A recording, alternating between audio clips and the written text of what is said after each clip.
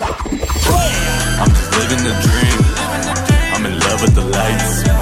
This is not just a game. This here is my life. Put the cameras on me, yeah, yeah. Put the cameras on me, yeah, yeah. Put the cameras on me, yeah, yeah. Guys, we're coming in hot on the Ozone today. Little off-camera discussion where the Icons refuses to give Peyton Manning credit for his abilities in the NFL.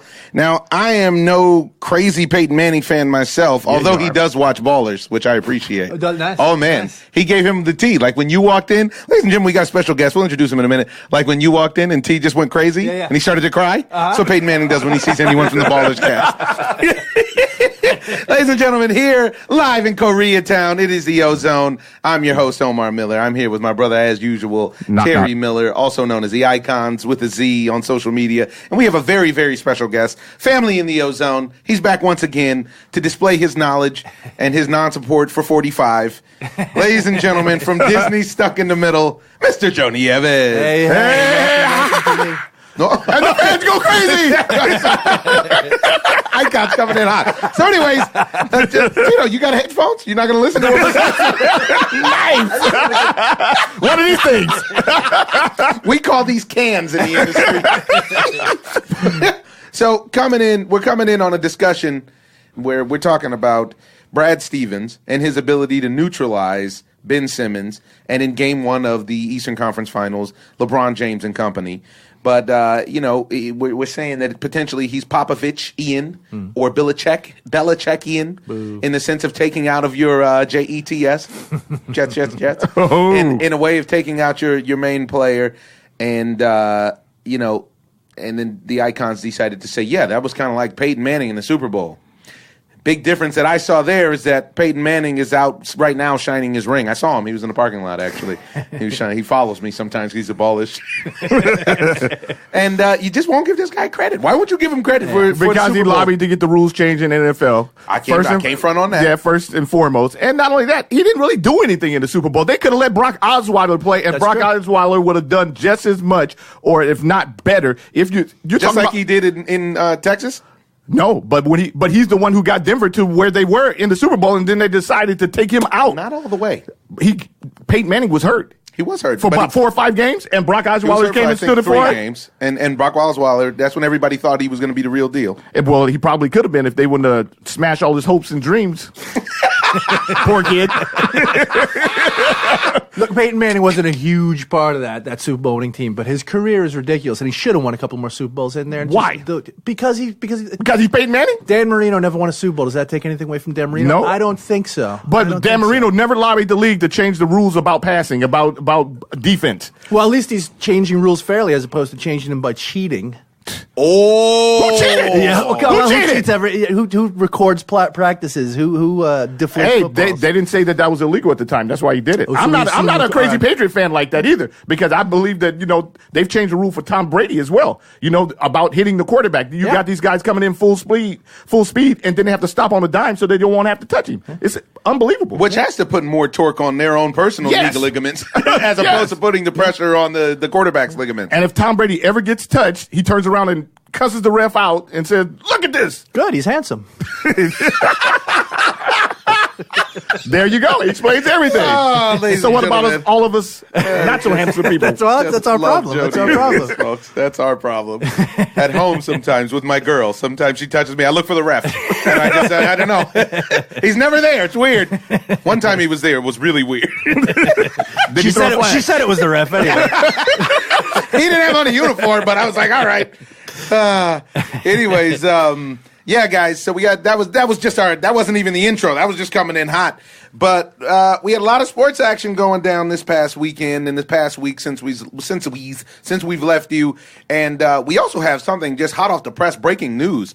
Ooh. Did you guys see this thing? The Supreme Court strikes down the sports betting law. Yeah. Now we can gamble anywhere you want to. This is a big deal. I didn't think that's what they. Oh yeah, okay. There I it is. thought they said it. I thought they went the other way. No. Okay, so they struck down. Here it is. The Supreme Court struck down a federal law that prohibits sports gambling Monday, which is today, in a landmark decision that gives states the go-ahead to legalize betting on sports. The court ruled 6-3 to strike down the Professional and Amateur Sports Protection Act, a 1992 law that barred state-authorized sports gambling with some exceptions. It made Nevada the only state where you could wager on the results of a single game. States that want to offer legal sports betting may now do so. And New Jersey is the front runner. They're ready to go. Delaware, Mississippi, New York, Pennsylvania, and West Virginia are among the states expected to get into the legal bookmaking game quickly. Now, that is interesting. And let's hear what the court wrote in its opinion last piece, which is Congress can regulate sports gambling directly. But if it elects not to do so, each state is free to act on its own. Our job is to interpret the law Congress has enacted and decide whether it is consistent with the Constitution. PASPA is not. That's very interesting because that can change a lot about the entire country, to be honest. Yeah. Right. And now I think the MLB or NBA, they're talking about trying to get 1% of all the gambling that goes on with their sport, which is crazy revenue. But are they going to share with the players? No, of course not. I mean, What gives them the right to say we want some of that money? That doesn't make sense. Right? Yeah. So somebody opens a private business, the NBA is like, yeah, we're going to take some of that. We need some of that because we're providing the thing you're service, betting right? on. Yeah. Which is ridiculous. But I tell you what else it's going to do. Personally, I think it's going to make a lot of these places pop off now. Places like, say, a Louisiana, like, say, in New Orleans, right? Mm-hmm. I enjoy working down in New Orleans, and one of the reasons is because they have casinos. But you can't sports gamble in their casinos. It's kind of like how on the Indian reservations you can't have the, you can't play craps and this, that, and the other. They have a certain amount of games you can play and can't play. I think stuff like that. I remember when I was working down in Florida, in Miami, they did that $1 billion renovation of the Fontainebleau Hotel and turned it into a full-blown resort down on South Beach. And those were the rumors the whole time, was that, hey, we're going to make Miami Beach, Las Vegas South. And eventually we're going to get gambling in here and you just watch. Otherwise, how do you justify $1 billion spend on a hotel? How can you get that money back? $1 billion? Yeah. And gambling is a way you can get it back immediately. Gambling does, they do their numbers. Right. Sex and gambling do their numbers. How did Nevada get that anyway? And it How had did to they be, get everybody? right? How did they get the government to be like, no, just Nevada? That had to be some serious lobbying that went on from an illegal, corrupt perspective from the mafia. Gangster time, right? Yeah. It's gangster time. Kid. I didn't know you would announce it was gangster time. Let's get it. Oh, you meant Vegas. Sorry. Yeah, no, that's a good point. That's crazy. Yeah. The story behind that, I'm sure, would be very disappointing. If Little we saw, budgie action, huh? Yeah, I think it was. But even so, then how come New York or Chicago or New Jersey? I mean, you'd think. I think it was the fact that it was in the middle of the nowhere kind of area, and they had a very, very small population at the time, and which made it inconvenient, if you will. The gamblers had the foresight to know that people have no problem with inconvenience when it comes to being able to gamble. Yeah. Which is unfortunate because honestly, when we were doing 8 Mile in Detroit, when you would go into the casinos that are there, it was not helping society by any means. Yeah. You would see people there not having a good time. You see people there addicted. Yeah. And unfortunately, we tend to give into our vices, especially Americans. We have, I don't think discipline is our strongest attribute. But in that situation, when people are gambling, a lot of times they're gambling for the competition of it all. Or some people put their last monies on it because they need to pay their rent. Yeah. You know? It usually works out. Usually works out well. I mean, what can you do? You win some, you lose some. It's a gamble. It is a gamble. Man. Yeah, it's even I went to Vegas recently. It's even, you go for a good time, but then there's a certain amount. Like if it's not the weekend between like 7 p.m. and 2 a.m., it's any other time. It's kind of sad. And this is what I'm saying. And they're talking about this being everywhere. Yeah. But potentially you'll have to, this is interesting because what they're saying is that the states have to vote on that. So the state, right. You know what I mean? And that handful of states are the ones that they think will that are looking to jump in right away. Yeah. The American Gaming Association estimates that Americans illegally wager about $150 billion on sports each year. This is going to put a serious hurting on the bookies. Yeah. And Vegas. Yeah. I would think and Vegas. Yeah. But see, you know what? Vegas is actually ahead of the curve. One thing that they're doing that's really smart is Vegas decided that they wanted to become resort town. they went with what happens in Vegas. It became less and less about the gambling and more and more about the experience. Yeah. Even though, gamblers go to Vegas to gamble, which I would imagine the worldwide capital of gambling. Yeah. I was extremely disappointed when I went to Monte Carlo the first time. No kidding. Oh, man. And I was like, man, I'm in Vegas, Europe. And you weren't. Yeah. That was not the same experience at all, what I'd grown accustomed to. So I really, I don't know. I find that it's an interesting situation. I don't know what's going to happen with that.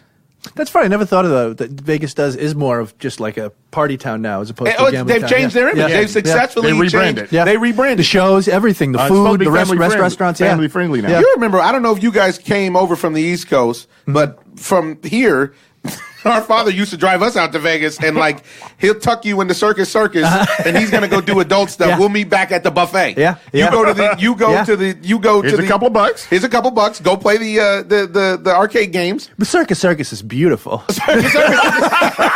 As a kid, it was. Yeah. As a kid, it was awesome. Going on. Yeah. It was the circus came to town. Yeah. Then they opened Excalibur, which was like a circus, a little bit farther north on the strip or south on the strip, whichever direction it is.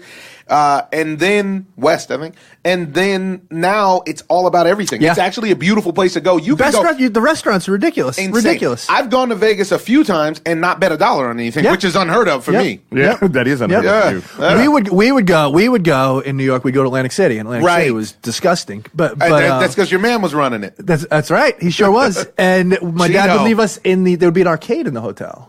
It was the same thing. This is what Circus was. But none of the adults actually wanted to gamble at the kids' spot. Yeah. Because Vegas was smoky and grimy and sexually exploitative with the drink girls and this, that, and the other. And everybody wanted to be around that, not around not around some kids throwing a dart at a balloon. Good times. Yeah, but my pops will slide you a C note and be like, "You spread this around. Yeah. I gotta go do something." 23 hours later, he'd come back and he did something. He did something, and you're full of cotton candy. Yeah, man. Wow. Yeah, but that's going to be interesting to see. I kind of liken it to how states have legalized the marijuana game, in certain spots. Even though I think marijuana has more benefits than gambling, it remains to be seen if the classification of something being illegal has more to do with the government not being able to figure out how to properly tax it and get their cut, or if it's actually better for the greater good of society. Because they try to sell it like it's the latter, and usually I do believe it's the former. You can't argue if alcohol is legal, then why shouldn't marijuana be legal? Alcohol is very destructive. It's not nearly as bad as alcohol. I completely agree. Yeah. Man. Yeah. Wow. Well, going to be interesting to see when I can place a wager down the street at Vaughn's. Yeah, so will it be like OTBs? Like they'll be. It's got to be like OTBs. Yeah. Well, you see him in London, and you see him in what's OTBs? Off-track betting. Was it just the East Coast thing? It's the East Coast thing. Yeah, we never had OTB. We go bet on horses. It was amazing. Yeah, I heard of ODB. Yeah. There's gonna be ODBs all over. What are we doing here? And there are actually, strangely enough, he's gonna be all over. He's gonna like it raw. I wish. Yeah, baby, he like it raw. Yeah. So we got a lot to cover. Which way you guys want to go? You guys want to go with the combat sports? You guys want to go with Major League Baseball? There's action all over the place, ladies and gentlemen. I say we close it down with baseball. Okay, let's close it down. I love closing it down with a. So let's jump into what was a very exciting weekend in combat sports. A really, really exciting weekend. Now, you watch the UFC fights. I do, and I'm glad you guys are warming up a lot, huh? Well, not really. I didn't see them, but I keep up with them. It was great fights. And I did see Chris Cyborg live in person the other day, and she was there to goad this boxing champion to fight her. Oh, yeah, this Cecilia Breckhouse. I went to the Gennady Golovkin fight down in Carson. And the fight before that was the first women's televised fight on HBO. That's right. And it was a championship bout. It was a good fight. And it was a great fight actually. The champ got dropped and got up and got busy. And this is a terrible thing to say nowadays, I understand. But the champ is gorgeous. Yeah. She was beautiful. Yeah. Wow. Cecilia Breckhouse looks like a beautiful. I mean, wow. Hey, there's a lot of good, beautiful women fighters. A lot of beautiful women fighters. Yeah. You ever see Rose Namajunas? She's like a strawweight UFC champ. She's got a shaved head. She's beautiful. Absolutely. She'd be a model if she wasn't a fighter. There you go. This is the same thing with this Cecilia. She's really good looking. And and you know what? there's a lot of good-looking fighters in general now. When I think about it. A lot of good-looking boxers now, which is just evidence that people don't box the right people. but there's a one thing that happened with that situation is that Cyborg was there trying to get her to fight her for the championship because she's thinking about leaving the UFC because there's more dough, especially if it's starting to get televised on HBO and so on and so forth. There's going to be more dough. Now let me ask you this. Is Eddie Hearns trying to tap into that market as well? Okay, this is what we have to cover. Have you seen this deal that Eddie Hearn talked about? No. This announcement. Let me see if I can find... So Cyborg wants to box her? Cyborg wants to box her. See, that's a mistake. I mean, whatever gets you paid, I guess. I saw on the thing, it will not be a mistake for Cyborg. Yeah, to be honest. no. She got good enough hands for a pro boxer? Chris, and the thing is, with the women, the thing that I've noticed is lacking usually is power. Mm-hmm. Well, she has power, that's for sure. This is what I'm saying. Yeah. And that Cecilia had a tendency to get touched. And that's not going to work. She got dropped in that fight and got staggered, I think, 3 times and got dropped once. But she came back. She's got the heart of the champion. Yeah. So it was pretty impressive. So Eddie Hearn, the British... The old backup catcher for the Mets. Yeah, you remember him. He got into something new. Played with first base. That is hilarious. So Eddie Hearn, the British promoter who now promotes Anthony Joshua, amongst other guys. I think he also promotes Kell Brook and some of the other Brits. And he announced an insane thing with Matchroom with the kind of money that boxing, most sports, but definitely boxing, has never seen.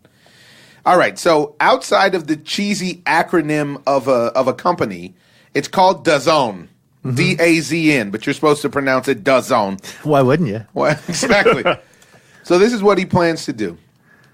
He announced plans to expand Matchroom Boxing's influence in the United States market with a $16 billion yearly program beamed across America via digital television. It's going to start in September. And he's planning for 12 traditional championship fight nights and 4 absolute jam busters, mate. So what they're saying is that it's reported the agreements for 8 years with DAZN, and who's been hailed as the Netflix of sport. He says that he has $1 billion behind him, and let's hear him say it directly. Obviously, over the last few months and years, we've performed DAZN to make this possible, and now we're here. You know, a new era for boxing. I believe DAZN will be the home of boxing for US fight fans. A lot of work to do. 16 shows in the US, of course 16 shows from the UK as well. It's going to be a lot of fun. Well, we've got a long history with Perform across many different territories, across many different sports. We were looking for a broadcaster in the US who would give us a huge number of dates, a big arsenal of money for rights fees, also the ability to mould a show and the production how we want to. We consider ourselves as fans. So really we see this as the home of boxing, built by fans, for the fans. Perform's been a digital leader in sport for 10 years, but it's all really now about the success of DAZN. We launched it in Asia, we launched it in Europe. It's been, you know, well beyond our wildest dreams in terms of success rates, number of subs coming in. But the US is the biggest market for OTT. There's already 220 million OTT subscriptions in the US, and there's only 110 million households. So sooner or later we had to launch in America. It's significant because it is DAZN coming to America, and America's the biggest OTT market in the world, and it's time for us to arrive. So basically what he's saying is you can subscribe monthly, and in the subscription there's no you don't have to sign a long contract. So if you want to watch one this month, or if you see the slate and you say, oh yeah, I need that.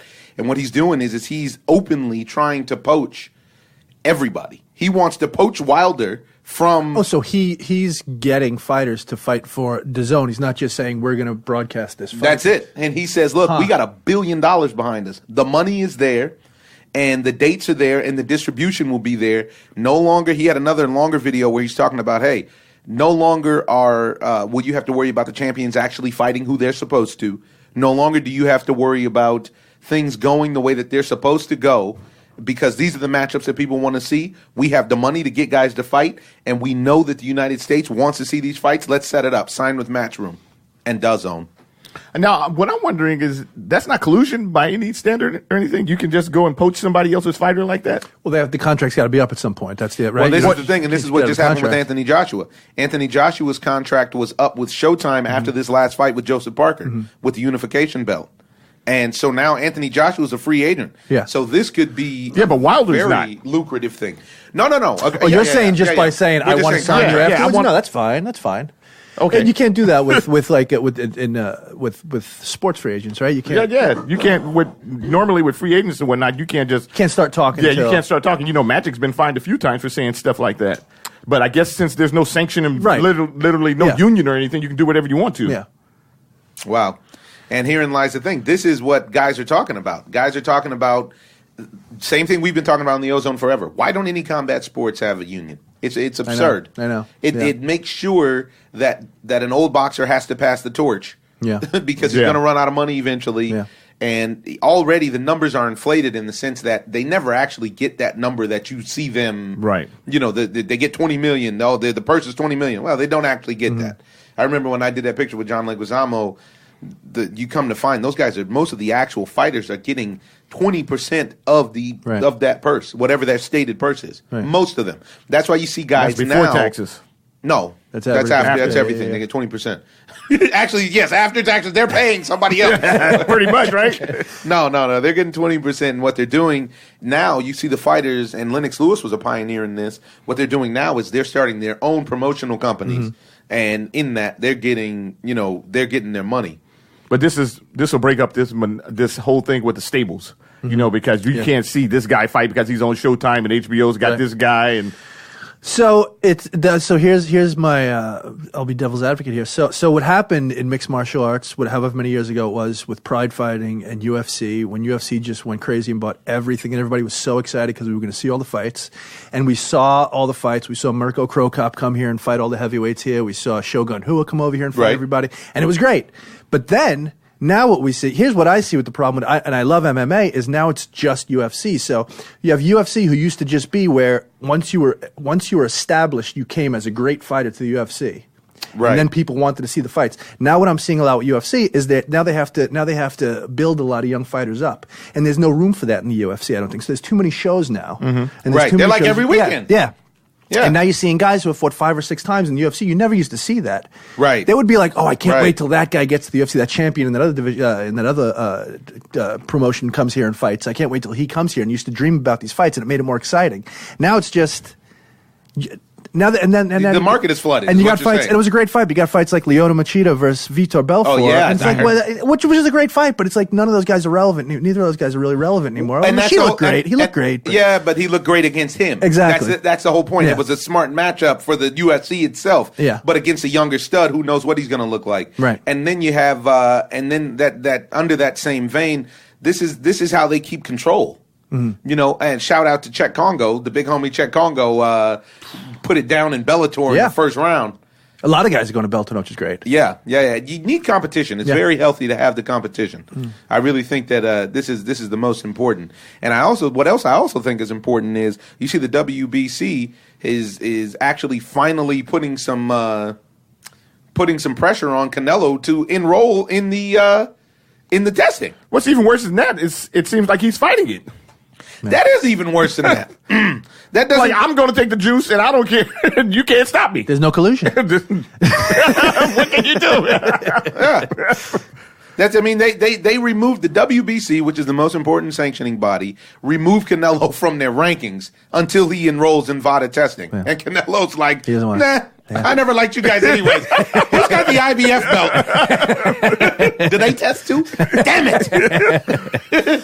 Yeah, and now his whole career is going to be marred. Everybody's going. Yeah, he's just a dirty fighter now. Yeah, and that's the thing. They keep trying to make they keep trying to front as if the hair strand thing shows that he didn't do it. Actually, in the juicing circles, that's not what it shows. There's no the hair strand test that they did doesn't show anything except for the fact that there was still juice in the system. That doesn't prove whatever. And I really like the idea that Gennady is moving forward without him. Right. Not necessarily to not fight him because I want to see the fight as well.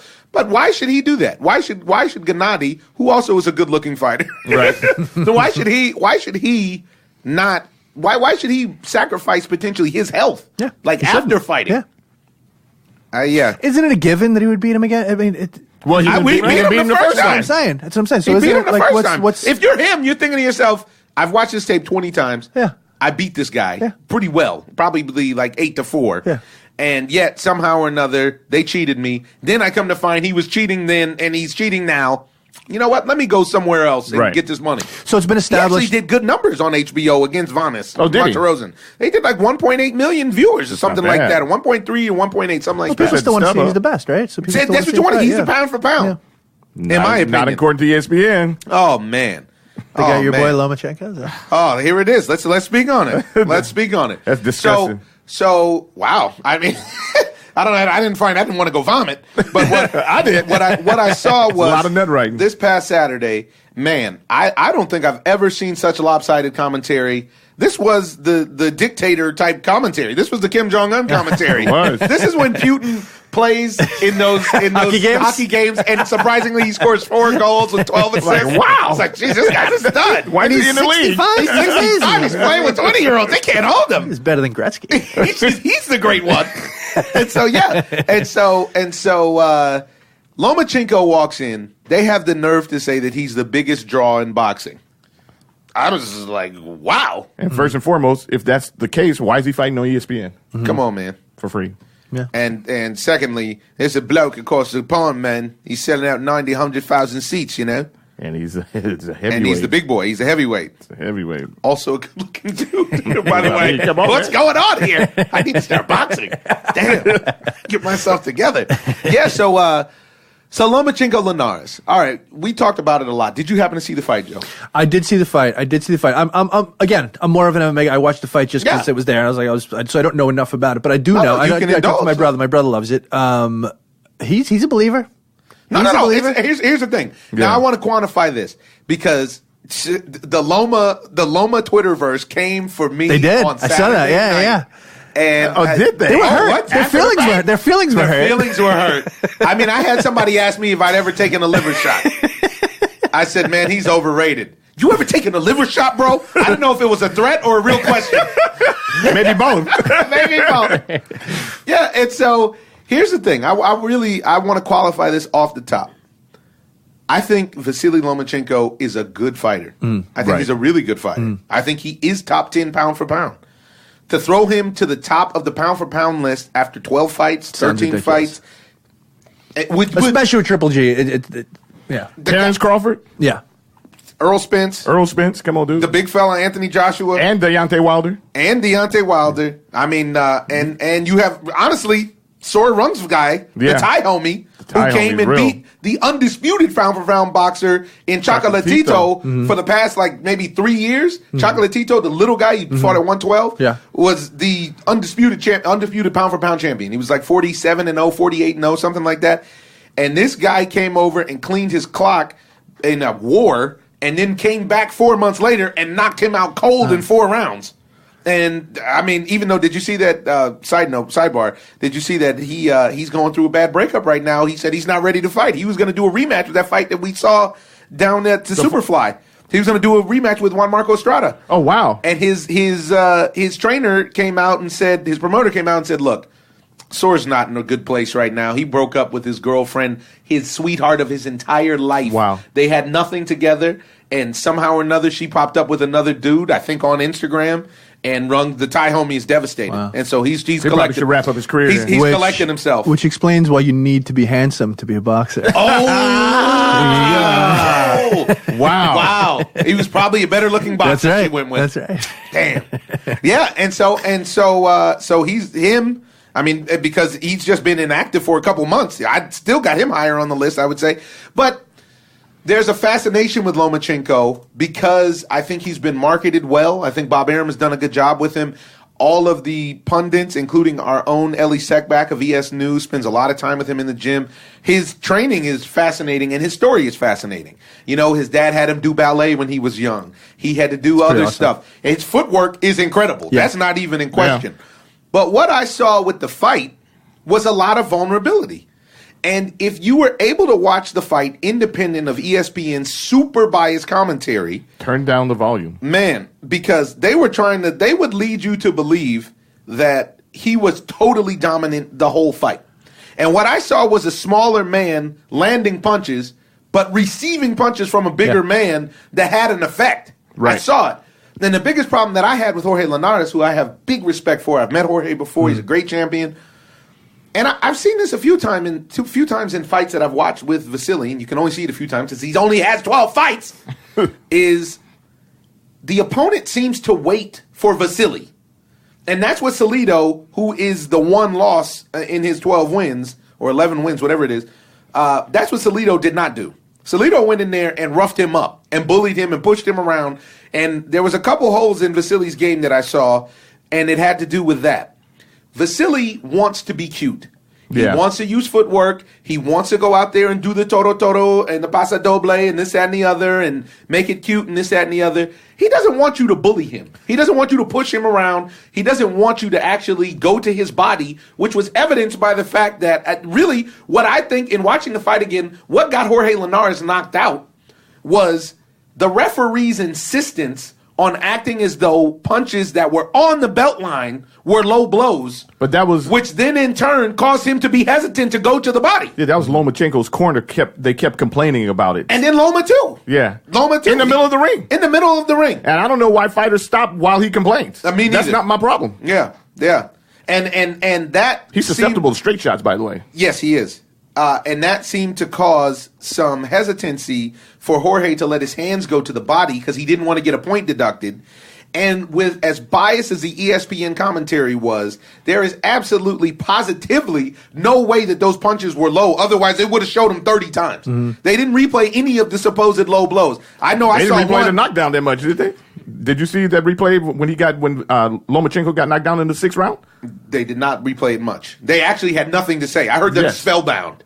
Because they were in the middle of slobbing Lomachenko down. Oh, here he goes again. He's stepping up. He might be the Messiah. He is Lomachenko on his back now. Let's see him get up and fight with the heart of the champion, which he did. I give him a lot of credit. He got off the mat, and to me, that is honestly the most important thing in boxing. So he got off the mat. So is that ESPN? Or is that somebody else? Who has what to gain by loving Vasily Lomachenko? It's ESPN. Yeah. Boxing, ESPN, and Top Rank, and it's Top Rank and ESPN that are all in cahoots. And I think that since he signed this, whatever deal that he signed to fight on Top Rank and not on paper on ESPN and not on a pay-per-view or on a major subscription cable network, the more they can hype him up to be must-watch television, the more it benefits them financially. Now, what'd you see in the fight? I just saw a lot of dancing, and it was a good fight, but the dancing is overrated in the sense of when you're talking about mixing it up with a guy, if he goes into a battle with a guy like Adrian Broner, what you brought up before. Okay, let me throw that out there. Now, guys, you'll never expect me to say this because I've canceled AB, but in all honesty, the guy that beats Vasily Lomachenko most clearly in my mind is Adrian Broner at 135. Other than somebody he shouldn't even fight, but I'd love to see him fight, is Mikey Garcia. Yeah, because of hand speed and footwork. And I didn't buy into the Lomachenko bandwagon. I don't buy into it because I need to see him fight at least 20 fights before I can sign off on him being even considered one of the greatest fighters of all time, which they were ranting and raving about. Ranting and raving. How did he lose? He got knocked out, but what how did in his one loss? lose? No, in his one loss. Because he got roughed up. He didn't get knocked out. Oh, he didn't get knocked out? No, he didn't get knocked out. Okay. This guy, Salido, Mexican cat, fought a very grimy Mexican-style fight. And he pushed him around the ring. Posed his will. He posed his will on him. He came into the ring at like 150 as like opposed to 128. He knew how to cut his weight. Yeah, he missed. He didn't make weight on the scale, so he actually lost the belt on the scale. But he weighed in at 128, and the limit was 126. But then that night, I think he weighed in at 147, 148. And when did that happen in Lomachenko's career? How early? Pretty early. Everything is early. Everything is early. Yeah, right. No, yeah. This is at zygote stage. It was pre-fetal. Yeah, but that's. So where does he go from here? Well, the rumor is, but let's go back to I want to hear your analysis. But yeah, I think Adrian Broner gives him a problem, and I never really wanted to see Adrian Broner fight again. But I would like to see him and Lomachenko at 135. To be honest, well, I felt like Linares was imposing his will on him. I really don't buy into the fact that Linares fell for a liver shot. It's just unbelievable to me because it's a guy who has 41. What is he? 41-1 or something like that. 41-3 or something crazy. Yeah, I think he's lost 4 fights now. Yeah, so that's 45 fights. He's fighting at the highest level. He's one of the champion. Yeah, he's a champion. He's been out there forever. How many good, not even great champions, but good champions have you seen lost his belt on a liver shot? I understand that it's real and everything else. Oscar De La Hoya. Yeah. When Get that guy on Twitter and ask him to ask Terry if he's the guy. Please don't give my handle. He's outside waiting. And the guy who asked me that was Vasily Lomachenko, by the way. Wait. Nice moves. Okay, you're the best. By the way, your dance shoes are great. But Linares actually, I felt like it because even when he was out there winning the fight, in my eyes, he was fighting as if he was losing the fight. He did. His body language. Linares was carrying himself as if he was losing. As if he was losing the fight. Yeah. And even his corner was sort of like they weren't saying that you were in control, but actually he was. He's a bigger guy. He's a good fighter. And that's just boxing. Yeah. So if he pops his jab, he keeps Lomachenko at a distance, follows it up like he was, working his body, slowing him down. The body was the body work was critical. I thought Jorge came out with the right plan. He won the first round, and then he gave up a couple rounds, just being timid. Right. And you could tell this, in my opinion, you could tell that Lomachenko knew that he was in for a fight because one thing that he does is he likes to wait, feel out his opponent, then he puts on the show and he makes a guy quit. And he never. He didn't do that this time. In the first round, he was trying to feel him out, and he felt his power, and he turned it on immediately in the second round. Like, hey, I can't mess around with this dude. Yeah, yeah. I just felt like that the fans. So you think it was rigged? I'm going with Riggs. Riggs. Yeah. Shout out to Danny Glover. Honestly, and I hate to go to the rig card, not to take anything away from Lomachenko because he's probably the only guy that wasn't in on it.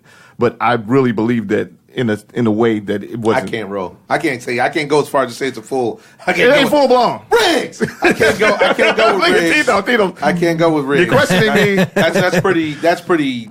I always shy away from the rigging these days. It's boxing though, but you see it a lot, and the fight was too good, in my opinion. Where it could have won, he could have knocked him out at some point. Yeah. I felt like Linares could have actually imposed his will and knocked him out because I agree. And this is where he didn't let his hands go. He didn't let his hands go. He I've seen that a lot of times. I've seen that a lot of times. He actually stood in the middle round, the round right before he got stopped and stopped fighting. And stopped fighting and took about 8 punches in a row and let him put the show on to the liver shot. Yeah, and everybody just was like, oh my goodness! And then when he got up, Yeah. And then kind of just was like, yeah, it was kind of like, And he didn't try to hold. He didn't, you know what I mean? Yeah.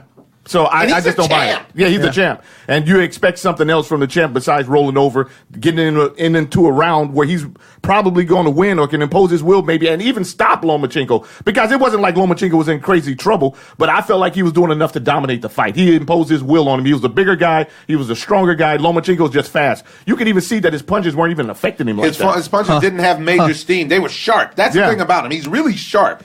Well, that's what I saw. I like watching Loma fight. Don't get it twisted. Yeah. I like him. I like watching him fight. But I just don't want to just buy into it and jump on the bandwagon because if you put him in there, because I hate even talking about it because I really don't care for Adrian Broner like that. But I feel like Adrian Broner probably would stop him.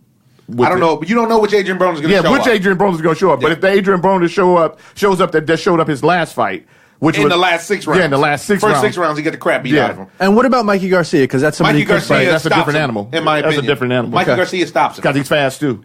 So they got him and he's got pop. He's fundamentally sound. Yeah. ESPN's got Mikey Garcia number 7 pound for pound. Dude. And they got Vasily your boy number 1. Vasily number 1 because he's handsome. Mike is a good looking guy too, though. There you go. Yeah. But so and then I looked at the numbers for the fight and I saw it seemed like Linares got busier and busier and busier as the fight got on, and it looked like Lomachenko slowed down his punches. That's because he started to get that body shot. He was more. It looked like he was more accurate, a lot more accurate. He is more accurate. So they landed like the same amount of punches with a third of the punches thrown towards him. Well, but this is what, and that's because he had to get his guard up. The thing that people like about Loma, and I can understand it, is he's actually an offensive fighter. Yeah. He comes forward. He's there to fight. He's not there. He dances, and that's why I can't agree with the icons on this one about all he saw was some dancing. He fought. He threw his hands. This is where Lomachenko, in my opinion, has the edge over everybody, is that he throws his hands. You're not going to get in a fight with Vasily Lomachenko where he gets gun shy. I haven't seen that fight happen yet. He goes out there, he throws his hands, he confuses confuses people with the footwork. One thing that I saw Jorge Linares do really well is he didn't really get dazzled with the footwork. There was times when Vasily tried to pull his cute footwork moves on him, and Jorge just imposed his size and grabbed him by the waist and danced right with him. Right. And that's a big deal. I think let's hear what Loma had to say about the scorecards, because if we go to the scorecards, the fight on the scorecards before the knockout was even. Yeah. Vasily, congratulations. Two things. Number one, were you surprised at the scorecard? You were down on one card was even, and you were up on the other. Can you comment on that? And then secondly, can you talk about when you got knocked down? Was it a flash knockdown? Were you in trouble? And what adjustment did you make after that?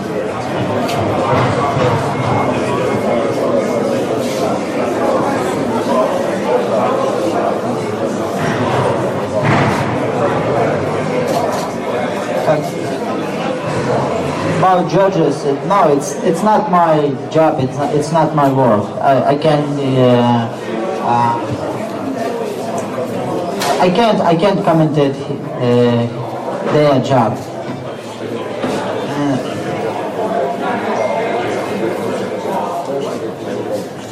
And second question, it was a fast flash. That's it. So Vasily took the high road and said, I can't really comment on what the judges do with their scorecards. And the knockdown, of course, it was a flash knockdown. I was never in trouble. I think that he should stay at 130, to be honest. And I don't know if anybody beats him at 130. I think if he goes up to 135 and rests there and then goes up, tries to keep going up, I think it's going to go the wrong way for him. And then I never like to apply pressure with a guy to make him feel like he has to go up, because that's not right. And he can be the best at what his natural weight is. So if his weight is 130, make the fight with Tank, because Gervonta Davis is where he would potentially go. And I actually take Gervonta Davis in that fight. I would as well. Because Gervonta is quick. I don't think he's going to be out-athleticized by Loma. And he's got more pop than Jorge Linares does. He's got heavy hands. He's got heavy hands. And I don't footwork. see him quitting. Yeah. But I do see a lot of scandal with him and his promoter, Mayweather Promotions. So that never bodes well. But overall, I thought it was a great fight. Hats off to ESPN, because they put on a great card, because the fight before that one was interesting as well. I just thought that the lopsided commentary from Hall of Famer Timothy Bradley, from the announcers. Wait a minute. Timothy Bradley's the Hall of Famer? Yeah, he's not. He just just got in. He just retired. No. I think he's in. They couldn't put Timothy Bradley in. I do believe. He beat Manny Pacquiao in his prime. You don't remember? No, I still don't remember that. Let me look this up. This is definitely a no-no. You hate Timothy Bradley. He hates Timothy Bradley. Stole that win from Manny Pacquiao, and he has been writing it out ever since. Oh my goodness! And he's so biased. He when he does a Manny Pacquiao fight, you can just see oh my goodness, the jealousy just drips off. Like, oh my goodness, really? But I will say he was involved in one of the most brutal wars I've ever seen on HBO. In boxing, that fight against him and Prodnikov down at the StubHub Center. That was rough. Wow, that was a great fight. He showed so much heart. Oh my goodness, that's to me that's the fight that made Timothy Bradley. Desert Storm got it. I would have liked to have seen him fight Floyd Mayweather. I would have too, because he had a lot of athleticism and I think that's why they stayed away from him. Perhaps, but yeah, good fight. And then there was the other fight on. There was the other fight same night, Saturday night. That was the title fight with Saddam Ali. Versus Mingui. I don't know how we say his name. I'm a jerk again for this one. But it was a junior middleweight fight. Ali won the belt against Miguel Cotto in Miguel Cotto's last fight. And Miguel Cotto's bicep rolled up on him. And it was ugly. And it was still rolled up after the fight. And he was just talking like nothing had happened. Yeah, you can see right now. It was like I'm amazed at his fortitude. But this fight was Jaime Munguia's combos versus Saddam Ali's chin, and it didn't work out well for Saddam Ali's chin. The guy looked like Anthony Joshua in there. He looked like he was 200 pounds. Did you guys see this fight? I saw it. Oh man, it didn't look right. Oh man, they set Ali up this time. And he took the fight on short notice because they said, hey, you have to take it for the title defense. And this kid is a lot of people feel like he's up and coming and he's next. Now he's a champion at 154. There's a lot of good fights at 154. You have Charlo. You got Hurd. You got a lot of different people that he can go see. And hopefully Ali goes back down to 147. But after the fight, he sounded a little punch drunk, and I hope that damage is permanent because you could hear it in his post-fight rap. I've never heard anybody come back from, brain damage like that where they get their speech back or the, thought process. It seems like it's just something that's just there after you get punchy. That's it. Yeah. It's like it doesn't reconnect, right? Yeah. Man. You're just talking about your brain getting bashed inside of your skull over and over and over. That's why you stay with MMA, huh? Yeah. Yeah. They don't get hit as much. They don't, yeah. Couple of snapped elbows. Yeah. Wow. I don't know a lot about boxing anymore, but this I'm reading this right now, and it says Nevada State Athletic Commission rejected Munguia as a potential opponent to fight Golovkin. Yeah. What was that about? And they should have, because the kid actually got hit a lot by Saddam Ali. Saddam was just too small, and he doesn't have the pop. So to it's make because some it noise. was like you're not good enough. It was to fight him. lopsided, and what I believe that happened was, Triple G Promotions was trying to put on a fight to basically keep him sharp to fight when he was supposed to be fighting Canelo. Oh, he's only 21. This is what I'm saying. Did you watch the highlight real quick? You can go on Twitter, go to HBO Boxing on Twitter, and watch the highlight. It's devastating, the highlights of what he did to Saddam Ali. It's really ugly. It was. And all of the other welterweights was like, man, they got Ali. He got set up. Earl Spence said, man, they got Ali. LOL. That's messed up. And they wouldn't stop the fight. Stop the fight. You got to protect the boxer. Come on, man. And the guy, he got knocked down the last time, it jumped straight up. He's got crazy heart. His dad is sitting there with him. His dad is watching. You watching this? Yeah, I'm just on it right now. I'll fire it up. I'll fire it up for the fans so you guys can hear an audio if you like, even though I don't know why anybody would want to hear this. Yeah, boom, lands a big left hook right there, and that's that size. When a guy's that much bigger than you, it's very, very hard. And then we come in with Roy Jones with some expert commentary. Body shot by Munguia. Saddam tries to answer from a distance with the right hand. Down goes Ali on a left hook by Munguia. That's that size difference, Jim. 5, okay? And that's real punching power. Yes, sir. 7. 8. Come here, Eddie. Punchy. And then let me give you another one. Those type of punches from a big guy. Munguia looks like a full-fledged light heavyweight tonight. That's clean, right on the jaw. It's bad news, and this one was really ugly. Yep. Oh, that right hand might have done it. Yep, that's true. Third knockdown. 3. They should have stopped the fight right there. Terrible job by the ref. Closing seconds in round 2, they should have stopped the fight. 7. He stays, and he's like, what round are we going into? He's like 4. And his corner's like 3. He's like, yeah, 3. Rosado waves his arms emphatically as soon as Saddam Ali hits the canvas. Referee Gary Rosado is upset. But Golovkin would still just destroy him. Oh, man. Gennady Golovkin is so much farther down the road than people give him credit for. Because one of the reasons everybody loves Loma so much, which is something that really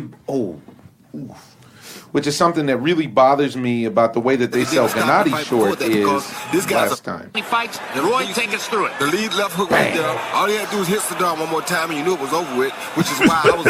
You knew it was over with. Lomachenko, I think it was 396-1. This is amateur record. Wow. I think Gennady is like 400-0. Yeah. Plus 40 fights Yeah. in the professional level that he hasn't lost one. Wow. And they got him on his record. They got one draw because of a dirty ref. But yeah, the thing is this kid, I think he's good, and I think he just needs more fights and more rounds. Saddam hit him. You can't get hit by Gennady unless you're juicing and be okay, or unless you come in at a certain size. It's like with Danny Jacobs.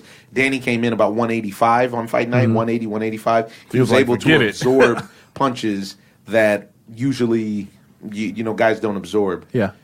And you have to be A level, and I don't think. And Danny is A level. Canelo is A level, and but that remains to be seen after post juicing. But then this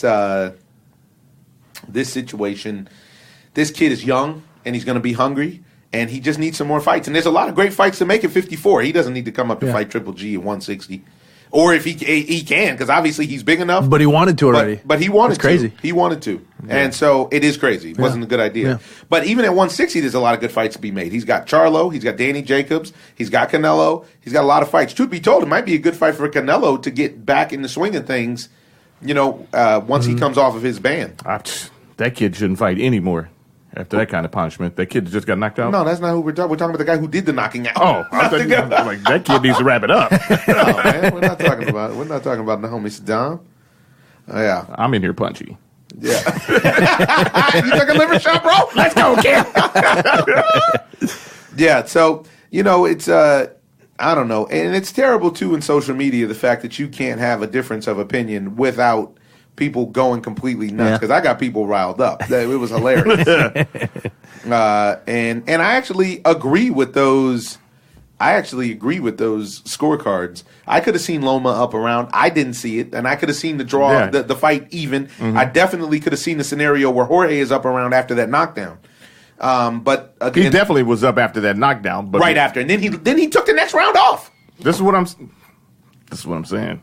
It's hard to throw a fight unless it's obvious. I don't know. No, it's not. Hard to fight a guy as good as Lomachenko and say, I'm going to take a few punches. I agree. I do agree with that. I don't see what Jorge Linares gets out of throwing that fight. Jorge Linares' career goes through the roof if he beats I feel Lomachenko. Like he's at the end of his career, though, Yeah, and he would get a resurgence where he would get a $10 to $20 million payday once or twice if he wins that fight. Then he fights Mikey Garcia and other guys in that 135, 140 realm. I don't think there's and worst case scenario, he would get a boatload of money on a rematch if he beat him. They say that Arum talks Lomachenko, Linares targeting catchweight with fight with Pacquiao. I would love. That's what I. Linares Pacquiao? Lomachenko Pacquiao. I would love to see Lomachenko. He would get knocked out. But he should. Still, he would get knocked out. Manny Pacquiao would knock him out. I don't think that. I don't think Manny could make 140 anymore. But maybe, you never know. And two, I don't think Loma should go up to 140. 140 because he would then be jumping from 126 to 140. Yeah. I don't think that's the right look for him. I think that, because we even saw it with Mikey Garcia. Mikey Garcia just had that great fight against that 140 champion that Mikey hit that guy a lot and hit him hard, and his punches didn't have the same smoke on him at 140 that they do at 135. It just, the weight really does matter. Yeah. And the smaller you are, it seems like the more it matters. Yeah, and it definitely with a Pacquiao right now because his marketability is down. And he's got this fight coming up without Freddie Roach. Yeah, this is going to be interesting to see what ends up happening because that was also part of the speak for the reason that people are giving that Jorge didn't let his hands go because he wasn't with Salas. He wasn't with his normal trainer. Why you changed your trainer with who is your most effective trainer around the time of the biggest fight of your career? Right. How many times have we seen that? We see it all the time.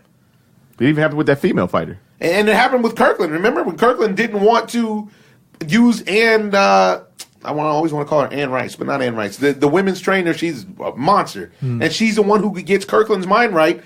He didn't use her fighting against Canelo, and he got knocked out in the second round. This isn't the right look. Stay with who you're with. Yeah. Stay with who gets you to win. Oh, man. You know what? Let's give a call. Next victim wants to weigh in on the fight. Let's see what he has to say. Okay, I'm ready. Oh, okay. Now you come in. Okay, Jim. Coming in hot. We said we got a special guest here, a blast from the past, a great friend, a friend of the Ozone, Joe Nieves from Disney Stuck in the Middle, live here with you, and we want to hear what you got to say about Loma and Linares. Make it quick. Ooh. You got 1 minute. Come in hot. You got 1 minute on Loma and Linares because we already spoke on it. So you got 1 minute to come in hot. Then we're going to discuss the NBA conference finals. Okay, so Loma and Linares. I had Linares at the beginning of the fight because just haven't seen too much of Loma in action. I didn't believe the hype. I couldn't believe the hype of him. But the kid is just so accurate. Very accurate. He hits. Seems like he doesn't miss any punches. He doesn't miss any opportunity to knock somebody out with his punches. He was able to get knocked down on the canvas. He was able to get back up. Real impressive. So I'm a believer of him. I'm a believer. I'm going to roll with him. I'm going to jump on the Loma hype tip, and I'm going to roll with him because I think this kid, I think he has it. I think he has what we haven't seen in a long time, a champ that can get knocked on the canvas and get back up and finish dudes off. Very impressive. I mean, I can't front on anything you said there. Getting off the mat is the most impressive thing you can do in a fight to me. Yeah. Because that shows the heart. Because he got up and started junking him. Yeah. He was off balance, and herein lies the problem is that Linares didn't do his job because after he knocked him down for the first time in his career, there was a shell shock that he could have took because he clammed up a little bit. I didn't feel like he was off balance. I just felt like he got hit on his chin. No, I meant after he got knocked down. Oh, okay. I didn't mean he was off bounds. No, he was perfectly on bounds. Yeah. He just took a straight right down Broadway. Yeah. Yeah, it was a straight shot. And now, how did you feel about the scorecards? How do I feel about what? The scorecards. One scorecard had Linares up 1 round. One scorecard had Loma up 1 round, and one scorecard had it even, thus making it an even fight at the time of the knockout. Yeah, I think that's New York, but I think they did a good job on it, though. I think because it could have, depending on, just your own perception of that fight, without being a fan in either one of them and going into it as a judge and looking, I can see how it can be even. Myself, I had Linares up by 1, but even after the knockdown, right? After the knockdown, right? But either that fight could have went either way, and I think it would have ended with a draw. And I don't see Loma wanting to fight this dude over again. It'll be a waste. I think it's the other way around. To be honest, I think that in another fight he might get Linares out of there in 5 rounds. Because what I saw was the body language I saw was a defeated body language from Jorge Linares. He did not have the body language of a champion. It was almost as if he was listening to the biased ESPN commentary in the ring. Yeah, right.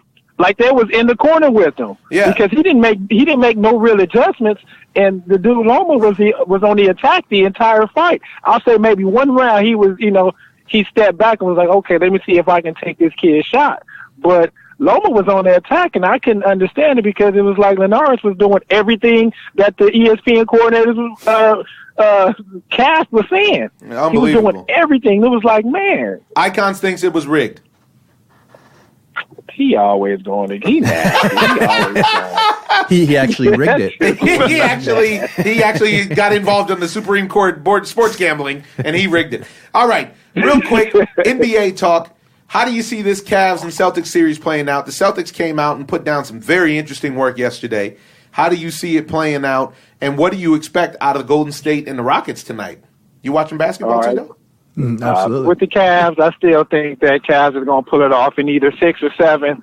The one thing that concerned me was that pretty much a week off after you've been playing every other night for the Cavs and playing hot and playing really well. They're playing their best basketball. They were playing their best basketball. They were playing their best basketball all season, and then to come to a halt and have to sit for 4 or 5 days, that may seem like 2 weeks if you played any type of sports. That's why their shorts were shot, which means their shots were short, which means that they didn't have their legs up under them. Boston was playing decent defense, a lot of grabbing that was going on, but I can't roll against I can't roll with the green. I got to go with Cavs. I got to go with Bron. I still believe. With what's going on with Golden State and Houston. Flop Fest finals. Flop Fest 2018 coming to a TV near you tonight. The West Coast Finals Flop Series. I'm going with Golden State, man. I just think that they for real. Yeah, I'm interested to see Chris Paul and James Harden have another opportunity to actually prove us all wrong.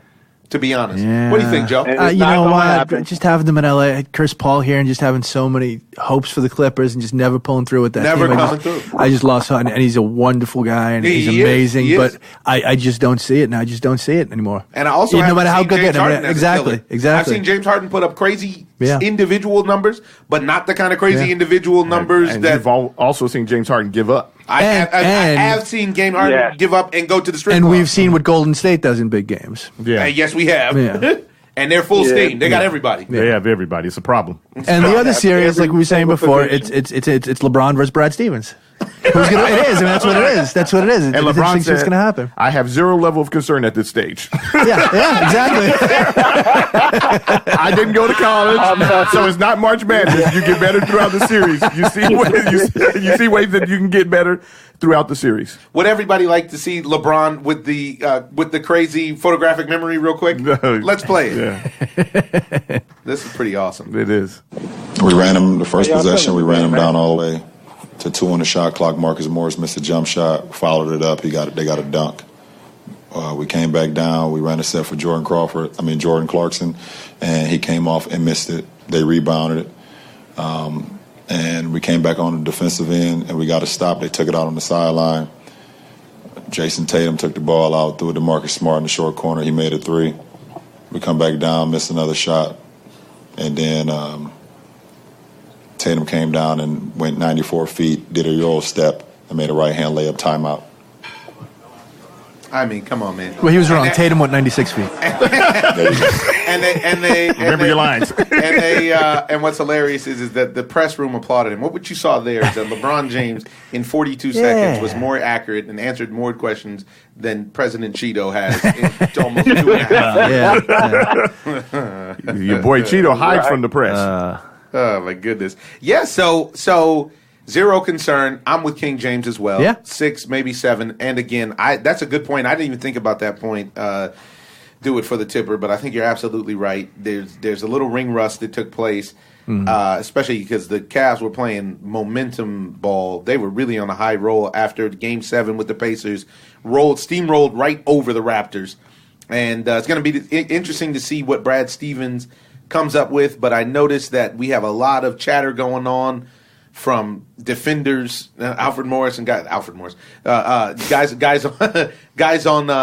Celtics claiming to be LeBron stoppers, and I haven't seen that work well ever. No. with any. Not Yeah, with it's impossible. The Kobe There's no such thing. stopper. There's no such thing. Not when you can't actually play defense. Except for John Starks. John Starks was a Jordan stopper. Right. You have to laugh yourself. All right, do it for the play tipper. Defense when nobody's hitting shots, though, man. So them dudes had wide open shots and just was not hitting it. And that's, just the ring rust, the hoop rust. So them dudes, I wouldn't count Bron and them Cavs out at all. Tell the people where to find you on Twitter. I am at Do It For The Tipper. Do it. DOIT, the number 4, TIPPER. Hit me up. I'll holler back. All right, now. Late. See you after Later. Flop Fest. All right. And along with the ring rust, there's also what I'm thinking about now, that the Celtics coming off a series where they had to play competitively with the Sixers, and it wasn't a long series, so they're sharp and they're not tired. I mean, the Celtics. Did I say Celtics? Celtics. You got it right. So that's where we are in the world of combat sports and boxing. And now, ladies and gentlemen, for a game so fine, it's played on diamonds. Major League Baseball is in full tilt, and there's a new sheriff in town.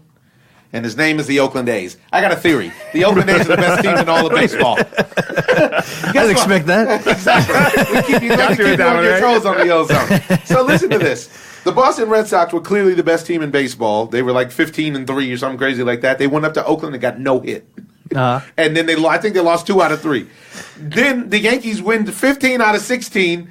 They go into the Bronx and wreck shop. Even though I think they only got 1 out of 3, but maybe 1 or 2 out of 3. But it was, I just don't understand how the Oakland A's end up giving so many great teams problems. Fundamentally sound. They always come with good pitching. That's true. Just like the Padres. The Padres, they end up losing games, tight games, but they want the games to be tight. Oakland, is a lot like the American League version of the Padres. They want tight games, but they can't seal the deal. They just don't win them. They just can't win them. They're not there. They sell all their players. They give everybody's farm problem? team. It doesn't matter. Let's talk about who is for real. Who is for real is Showtime. Shohei Ohtani is unreal. Yeah. So fun. He's so dirty. You saw what this kid did yesterday? Yep. I saw it. And got a no D, but went out there and carved. That's shame on But Mike Scioscia. they won the game. They did win the game. You didn't have to take him out. One more batter. They bring in Joe Mauer, base knock. You bring in Cam Bedrosian. If you're not going to the bullpen to bring in somebody who's equal or better, yeah, exactly. Sure. Don't bring him in. You only needed 1 batter out of him. You're babying this guy, and this guy is a gamer. Well, how many pitches was he at? I think 100, maybe 98 or something like that. I think he was at like 101 or something. This is like the most he's ever thrown or something. But they act like he's never played baseball before. I guess they're figuring him out, right? They're figuring out how to use him. Why are they figuring him out? They've sent scouts over there to watch him forever. Yeah. Right. Yeah. He has been known as one of the best baseball players on the planet for a little while now. Yeah, for like 3 years. Yeah, and now he comes over here and he can't play every day. He doesn't play. He can't hit the day before. He can't hit the day after he pitches. That's a problem. That's a problem. The guy's numbers are crazy. His numbers, if they let him play, amazing, yeah. if they let him play, if they let him hit, in 125 games, he's giving you 40 bombs, Right. maybe 35 bombs. And since you won't let him play in the outfield because he's an outfielder, he has above average speed. He got a crazy arm. He's a 5-tool player. He's a 5-tooler. Yeah. And who also is a surprising 5-tooler now, I feel like, is Aaron Judge. Yeah. Man, Aaron Judge has really fixed the holes in his game. He's somebody who benefited from being an old rookie. And he really plays the game the right way. When you watch his game, man, he plays the game the right way. He sure does. He goes to the opposite field. Now. The Yankees, besides Gary Sanchez, the Yankees do now. Let's go in about Gary Sanchez. You know what? And before we're talking about it, but when T-Bone came in hot, we were talking about it, and he was talking about how bad Gary Sanchez. Well, not how bad. He's wonderful, but how bad a catcher he is. And compared him, I was comparing him to Piazza, and he said worse than Piazza. And I'm like, but he hits. And then I look at his number, he's batting 205. I guess he doesn't hit. Gary Sanchez batting 205. Yeah, 10 home runs, but 205, 206. Classic slugger. Yeah. Their whole team is filled with sluggers, and it's going to come back to harm. Except for Judge. Yeah, I'm moving Judge and Didi Gregorius. Didi's, obviously. Didi's their best player, Didi's in great. my opinion. Didi's great. And even in his little slump that he's in and this and the other, he's still effective. I love Derek Jeter. Is Didi Gregorius better than Derek Jeter? The only thing, right? The only thing that you don't think so? Offensively, he is. Hold on a second. Yeah, but we have to see him in the same situations. If we can see him in the same situations that Derek Jeter was in. Now, what we saw was, but offensively, he's good. And what we saw is last October he was game. Yeah. Clutch grand slam against Corey Kluber. Yeah. Clutch hits all throughout the playoffs against great pitchers. And we saw Derek Jeter do it against Pedro. Yeah. And we saw Derek Jeter get ringed up 5 times. Yeah. So that's the difference. And 4 times? 5 times Jeter's got. It's 5, I think. Jeter's got 5, I think. Yeah, right? At least 4. At least 4. But I would take Didi. Yeah, he's got 5. I think they went 3. Overall, as a matter of fact, because Didi's defense is Jeter never hit 30 home runs, right? 21, 22, No, 25, that wasn't something his like job, that. though. Yeah. But I'm just saying. I think 23 was maybe his max. But the intangibles that he brings to the squad. Absolutely, without a doubt. I mean, Joe, you're a prisoner of the moment. I love No, I'm just thinking because he's just throwing it out there. I love him. I feel like because, Don't even throw that. We talk about everybody, Mickey Mantle, great. But then you look, later on, you're like, oh, maybe this guy's as good as Mickey Mantle. We just think of Mickey Mantle, he's the greatest ever. We think of Derek Jeter, he's the greatest ever. But if you look, I didn't get to see Mickey Mantle lace him up. I have to go just by the numbers. I watched Derek Jeter's entire career. And Derek Jeter's entire career, the only shortstop that I need instead of Derek Jeter in the big situation is Oswald Smith. I was going to say. So offensively or defensively. Yeah, so let me ask you this. Would you take Derek Jeter over Ozzie Smith? No. I would. Really? You don't lose with either one of them. Yeah. You don't lose with either one of them. Well, you do lose because defensively you're going to lose with Derek Jeter when it comes down to defense. You lose with everybody. I'm just talking about the series. Oh, okay. Because what Jeter loses in defense, in theory, he makes up for in offense. But Ozzie Smith is hitting more than 300. Yeah. And he's walking, and his OBP is got stolen bases. The greatest leather you have ever seen in your life in baseball. What you lose is more. Jeter has more leadership than Ozzie Smith. I think so. He wasn't the leader of those teams. What? That was, Who was the leader? He's the captain. Tom Hurt. I'm just kidding. Kenny Oberfeld. You guys are nuts. Jack Clark. No, that whole team was a bunch of studs. That whole team was a bunch of leaders. He was the leader. He was the leader of that team. He's the captain of that vessel. Yeah, was he? Yeah. And he got cheated with no replay. He should have 2 rings. Yes. Yeah.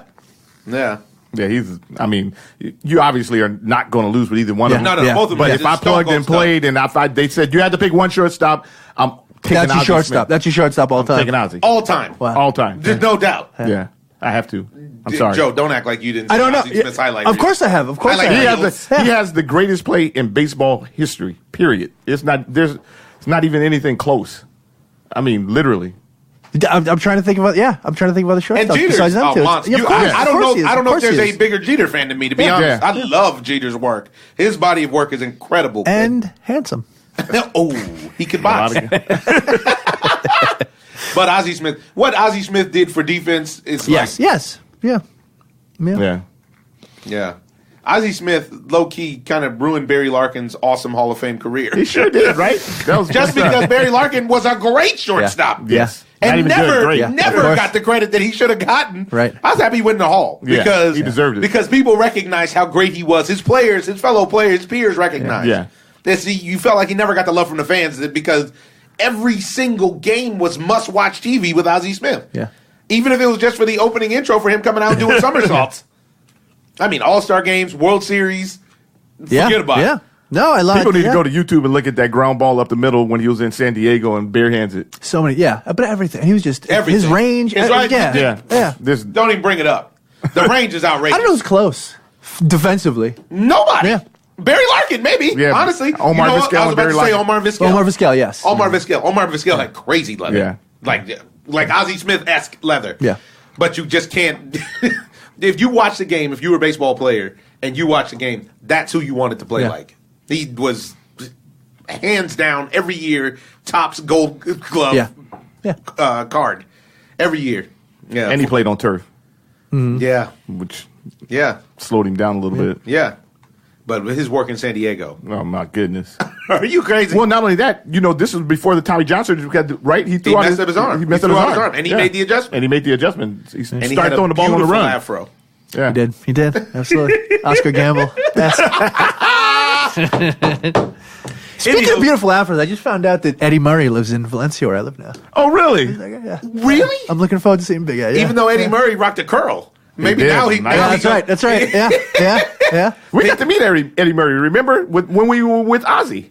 Oh, sure did. Is he a big dude? He looks like a big dude. It's a he used to have that- medium-sized guy. And also, you know how it is when you age. Yeah. You're not as. He might have been your But he's size solid, before. though. Yeah, he's solid dude. Yeah. Sure did get to meet Eddie Uh-huh. Murray. Eddie Murray, vicious switch hitter. Two-way. Yeah. So back to what we were talking about, the 5 tool guys. Yeah, Didi. We're talking about is their Ohtani. Best. Well, no, we were talking about Didi being the best player. Oh, okay. And that's how we got. I said he was the greatest baseball player. At least in the- Joe, and I asked Joe if he needed a liver shot. So after a 3-minute break, we came back on air. Yeah, so the Yankees look good, but the numbers. This is going to be tight. This is going to be a tight. Yeah, it's again the Red Sox, Yankees, Astros, and Angels. Right. They're so much fun. All those teams are so much fun right now. Yeah. The Angels have always had the Yankees number to a certain degree. So if it comes down to a wild card game between them, it didn't go that way this first series. It when sure they went did not. down there. Yeah. They started that streak against them pretty much. and now the Angels are hot. Yeah. So it's going to be tough. They got a stacked lineup, man. They got really nice lineup. so. When Ohtani's in it. Yeah, but I just think that Mike Socha is going to find a way to mess it up. Literally. You never know. How about old Canada? How about James Paxton carving? Yeah, we haven't spoken about his. No. First, that's had to be pretty awesome for him. The first Canadian ever to throw a no in Canada. Wow. Yeah. And throwing 98, 100 at the end of the game is impressive. From the left side. Yeah, these are all the players of the week. Francisco Lindor is a player of the week. He seemed to be upset because I remember that series that they went and played the Yankees. He didn't play well. He made some key errors in each game that actually ended up costing them the game. But he bounced back and put up some video game numbers. He hit 600, 4 bombs, 8 runs, 5 ribeyes, 4 doubles, and he won back-to-back Player of the Week honors. There's a kid who pitched yesterday with 5.2, a no-hit, 13 strikeouts. That's that kid, Peralta. Yeah. Oh, man. Peralta. Freddie Was he Peralta. heralded? Were people talking about him before he started? No, I knew that they were bringing him up. I had read that they were bringing him up, and he was okay in the minors. He struck out more batters than innings pitched. So this was a surprise. It's a surprise no matter who does it. But yeah, but he's living Colorado. up. Yeah, in Colorado. Yeah. I mean, the kid was unbelievable. He was hitting the spots with decent velocity. Yeah. Mixing up his speeds. Great. He looked great. Do you have him on your fantasy squad? I don't have a fantasy squad this year. Whoa, Tito. Yeah, I know. The leagues fell apart. And then I was in an NL West, NL West only. Wow, that's a tough league. That's a very specific league. How are there enough players? I'm the only team. I was in an NL only league. I had too many rules, and I had to back out. But yeah, I'm teamless. But I do my draft. We got to get you in the league. We got to start on. Wow. Well, also, how about Ozzie Albies? How about the Atlanta Braves in general? Yeah. Still, Sean Newcomb. Sean Newcomb hasn't given up a run in what? This is almost 20 innings? I can't make heads or tails out of the National League right now. I have no idea what's going to happen. Yeah, right? I have no idea what's going to happen. So that's because you don't play fantasy or fantasy. No. I'm watching. I can't predict who's gonna be there at the end of the year. I think that Arizona's real, but I You think so? think the I think Rockies can pull it out. I still, pardon me for being a homer, but I still think the Dodgers are going to put it together at some Well, point. you are a homer. They look. They look terrible. They're look talking about terrible. getting Manny Machado. If they got Manny Machado, it would change this season around. Yeah. Like tonight. Well, Justin Turner's on his way back, and that's going to actually go because dropping 3 to the Reds is unacceptable. Unacceptable. And how about Matt Harvey? Matt Harvey went over there, and, even though he did it against the Dodgers. Yeah. But he did his work. He came out, he threw 4. He looked sharp. He had his velocity. I don't know if he had touch, but this is the best case for him as far as restarting his career. Yeah, it was crucial that he got that. You know, he needed that for confidence more so than anything. Yeah. But getting out of New York is probably going to be a saving grace. Yeah. Yeah. He still got gas. Yeah, he does. Don't sleep. Does. He brings But cheese. the Dodgers, it's over for the Dodgers. You think so? I think it's over already. Yeah, I didn't think that they had it in the beginning anyway. They played over their heads to me last year.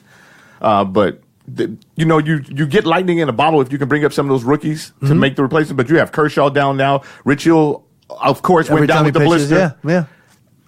Worst signing. $50 million for Rich Hill and his blister. I wonder how much Rich got paid and how much his blister was getting paid. but The fix was in. The blisters are there. Exactly. I think Kersh comes back. Turner comes back.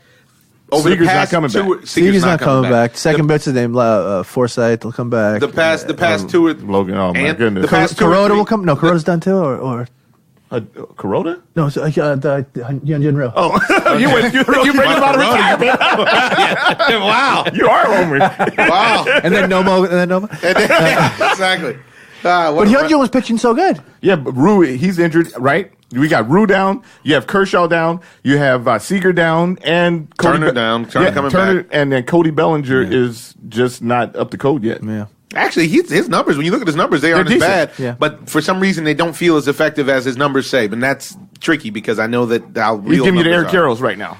I don't know. He's actually holding his weight, but the team isn't cohesive at all. I like Matt Kemp's playing great. Kemp's playing great. Yeah. And I think that Turner is only going to help that if they do pick up a Machado or somebody in that range. Not that there's many of them out there, but if they pick up a real replacement for Corey Seager, and I would like to know what's up with Urias.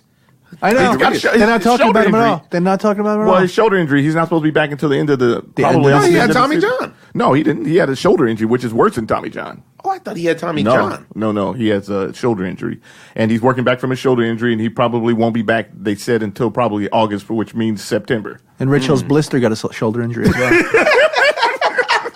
Tito, talk to us. What's going on? What's going on in your career? You could still watch Stuck in the Middle on the Disney Channel. And how do you like being on a Disney star? How do you like that? It's great. It's great. Yeah, it's. I got 2 little kids now, and I'm a Disney dad. So it's fantastic. I'm looking forward to where this is the last season. This is the last season, so I'm looking forward to see what happens after this. Been getting some fun auditions, and we'll see what happens. Awesome, awesome. Only the best for the best. I think it's great because with the Disney Channel, you know what? It's positive. You're a positive dude. I love the fact of how active and opinionated you are on your social media. And you know what's cool about Disney? They didn't mind that. Nobody said anything about awesome. it. Yeah, that's awesome. And also, very progressive. I would imagine as a parent, it's even more important for you know what I mean. At this point, for to stand up for what you believe makes the world a better place, and you're doing it, and you're entertaining people, which is always nice. What's your Twitter handle? At Joe P. Nieves, Twitter and Instagram. Joe P. Nieves, also known as Tito, folks. Well, this has been a spirited edition of the OZone. I'm going to leave you with an African proverb, and it is self-affirming. If you think you're too small to make a difference, spend a night with a mosquito. I really like that one. Doesn't take a lot to do a lot, folks. Make yourself available and maximize your talent. I am Omar Miller. This is the OZone. We've been blessed with the presence of Joe P. Nieves and my brother Terry, the Icons with a Z. Holler at us, folks. We always got an opinion about everything. OZone. I'm just living the dream.